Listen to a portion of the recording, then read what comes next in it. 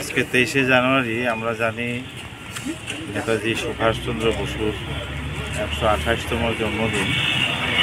আমরা ভারত সরকার যাকে পরাক্রম দিবস হিসেবে পালন করে, এটা শুধু ভারতবর্ষ নয়, পৃথিবীর বিভিন্ন রাষ্ট্রে পরাক্রম দিবস পালন করা হয়।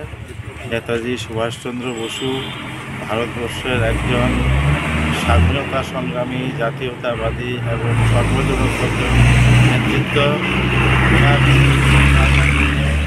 ভারতবর্ষের প্রতিটি মানুষ ওনাকে আজকের দিনে সম্মান জানান এবং বিভিন্ন কর্মসূচির মাধ্যমে নেতাজি সুভাষচন্দ্র বসুকে স্মরণ করা হয়। বিভিন্ন জায়গাতে বিভিন্ন ধরনের সামাজিক কাজের মাধ্যমে আজকের দিনটা উদযাপন করা হয়।